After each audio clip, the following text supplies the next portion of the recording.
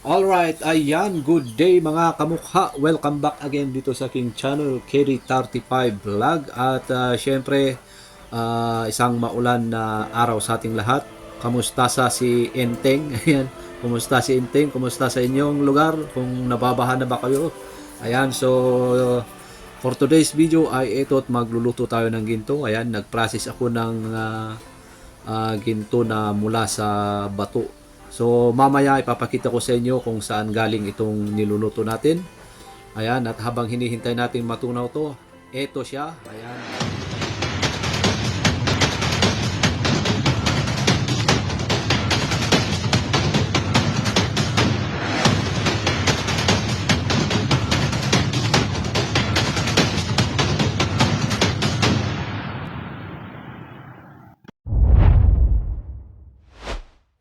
Eto siya. Ayan. Ito galing siya dito sa batong ito. Ayan, so yung tinuturo ko dyan mismo yung may laman na ginto. Hindi lang siya masyadong visible sa ating camera kasi ang ginagamit nating pang video ay Samsung J4. Lumang-luma. So, ayan. Kailangan natin, kaya pala natin binabalot ng cellophane bago natin durugin para hindi siya tatalsik. Kasi sayang din pagka tumalsik yung ating dinudurog. Yun nga, sayang. So, kailangan natin balutin ng cellophane. Sa mga nagtatanong kung anong cellophane yan, ayan, kahit anong cellophane yung gamitin nyo, pwede yan. Basta importante mabalot nyo para pagka dinurog nyo yung bato, hindi siya tatalsik para hindi siya sayang.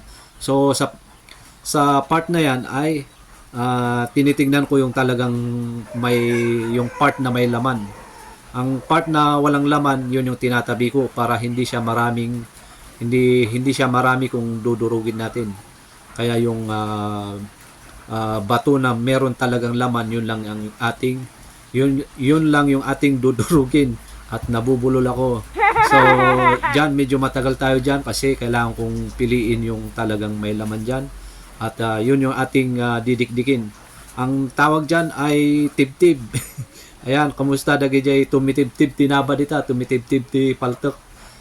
Tawag sa amin yan, tibtib. Ang paraan na kukunin mo lang yung talagang may laman na ginto at yung walang laman na ginto na bato, itatabi mo yun. Ayan, iipunin mo yun, pwede mong padaan na lang sa bull mill para minsanan. So, yun.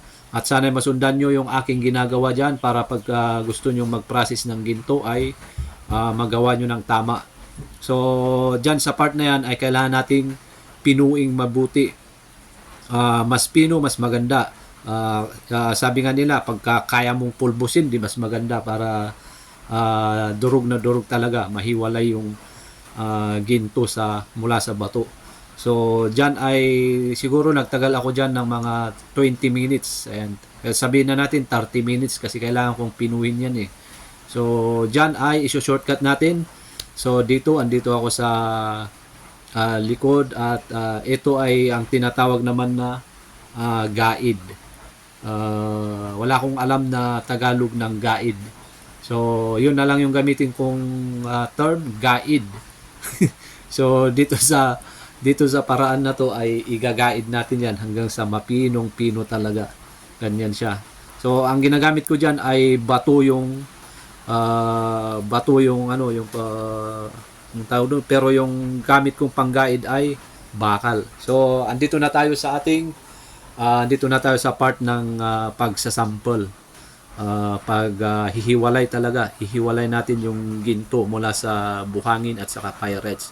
So, shortcut ko lang para hindi masyadong mahaba yung ating video kasi maraming nagrereklamo na masyado daw mahaba yung mga video ko. So, pasensya na po at kaya ko lang naman ginagawa yung mga mahahabang video, hindi ko masyadong shortcut para yung mga ibang gustong matutong mag-process masundan nila talaga ng husto, hindi yung talagang shortcut. So ngayon ay i-shortcut ko na lang para mapagbigyan natin yung mga naiinip na viewers dyan.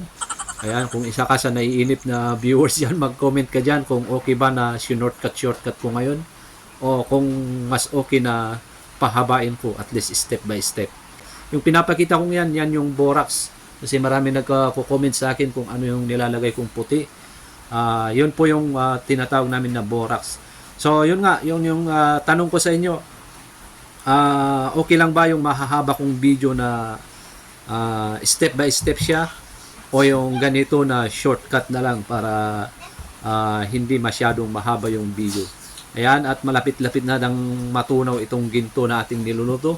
So nag voice over lang ako kasi yung ingay dyan sa taas, ganito siya kaingay.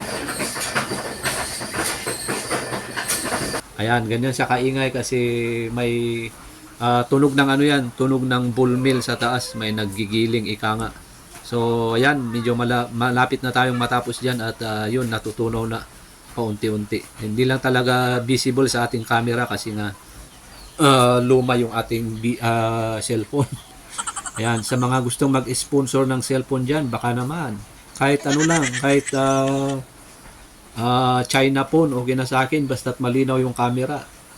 Ayan, at until na natin matunaw. So, shout out pala sa mga nagko-comment dyan na nag-appreciate sa ating mga video na ina-upload. Ayan, maraming salamat. At shout out din sa mga bashers ko dyan. Ayan, hayahay lang kayo dyan.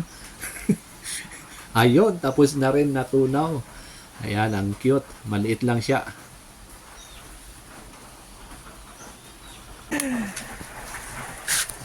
Ayun oh, cute.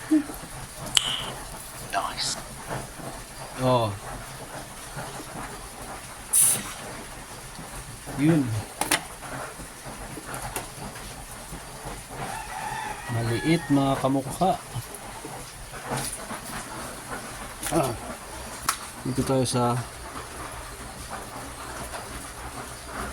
ayan. Ikot natin doon. Ayan, kaya ako nag voice over kanina kasi kung maririnig nyo yung tunog yan sa ano na yan sa kabila. Tunog yan ng bull mill. Bull mill sa taas kaya maingay. Ayan, so kaya tayo nag voice over na lang. So ito maliit. Maliit lang siya. Mabilis naman siya naluto. At titimbangin na natin kung ilang grams aabutin ito. Ayan.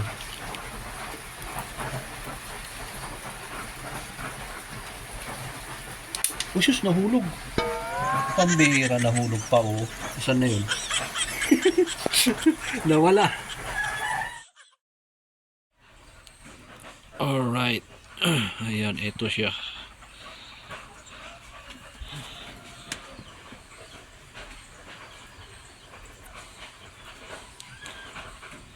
Tinimbang ko to kanina. Ayan, natimbang na natin at ang timbang niya ay 0.9.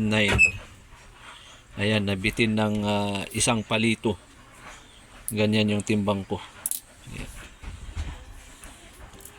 Ito kasi katumbas nito ay ano, katumbas kasi nitong lapu-lapu ay half milligrams. Ayan, half milligrams yan. So, bali dalawa, 1 grams. So, nung tinimbang ko, mas mabigat doon, nilagyan ko na lang ng isang palito dito. Ang katumbas kasi nito ay 1 milligram. So, ganyan na siya yung timbang niya. Kaya, ang lumabas na timbang ay 0.9 milligrams. Ayan, nabitin ng 1 milligram. Yun. Akala ko aabutin ng 1 grams. Nabitin.